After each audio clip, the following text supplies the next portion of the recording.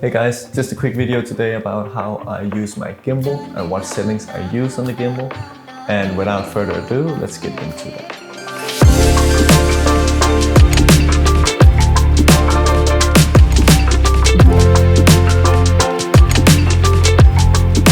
So I'm filming on my A7S III right now. So I will use my old A7R II and the DJI Ronin S, the OG one. Right now I'm using quick release plates on the bottom and here. So what I typically will do is click these on here, like so, and take it off even quicker. So as you can see right now, this is quite unbalanced. So we need to balance this guy. First thing I want to do is trying to balance the axis here, the tilt one. So I'm pushing the camera forwards until it stops bouncing off in one direction. So you can see it's more centered now, but if you tilt it up here, it's not balanced. So you need to open this axis over here and place it the other way of where it's bouncing. So you can see it bounce back. So push it a little bit more down. And for the final adjustment, I just want to push the camera a bit forward and keep on trying to do this process until your camera is perfectly balanced. It's important to have a balanced gimbal.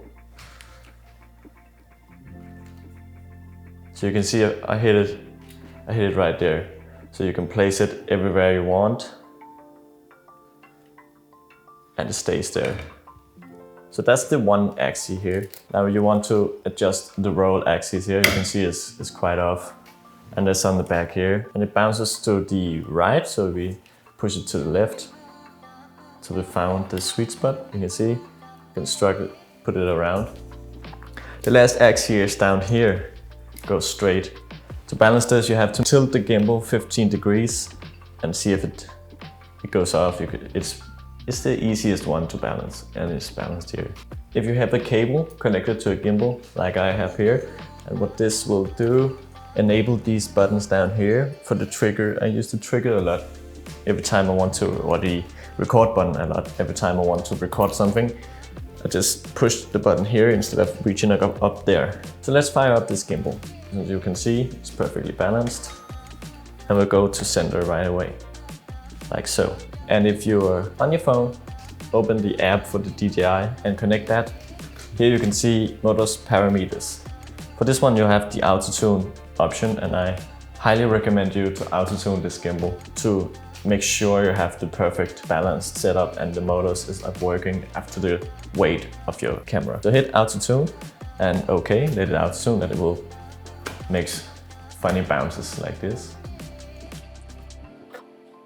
And you can see here auto tune successful, and it has set tilt 25%, roll 24% and pan 50. Next thing you want to do is to go to the balance test, and here you can see the gimbal 15 degrees. On the bottom you can see how many degrees you're tilting it, and begin test. In this way you're sure that the gimbal is perfectly balanced and perfectly tuned the motors for the weight. Results would be like this. Excellent, excellent, excellent. Right now you have the gimbal set and ready to go. So the next thing you want to do is go to user profiles, and here you have 3 different modes, 1, 2 and 3 on the back. On the newer gimbals you have a screen, and here you can see I have my first setting on the pan follow mode. The pan follow mode is the mode I use the most, and that's the mode where only the pan axis is following and the other axes are not. This is the mode you use all the time in real estate. So my settings for this are pan on 19%, tilt on 19%, roll on 19%, deadband, sensitivity and low. And it will give you this settings I have here.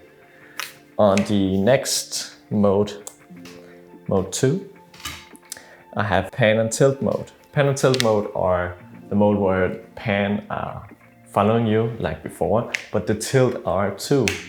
This mode are very great for detail shots. If you want a slow motion detail shots where you're panning and following up and down at the same time, like this. It's a very good way to get that. My settings for this is pan 20, tilt 20, roll 20 on the following speed. The deadband is on custom 1, 1 and 1. and the sensitivity is on custom 2, 1, 1 and 1. Those two are the main settings I use all the time. Let's go for the last one. The last one is a FPV mode. To show you where you could use the FPV mode, I have some clips coming up here. This mode, the camera is following you everywhere you point the camera. So it's following your move. So my settings for this are just following speed on slow, deadband on low, sensitivity on low. So that's it for me, guys. I hope you enjoyed this video and you can use the knowledge for something. Please let me know in the comments if you have any questions. Till next time, see you. Bye.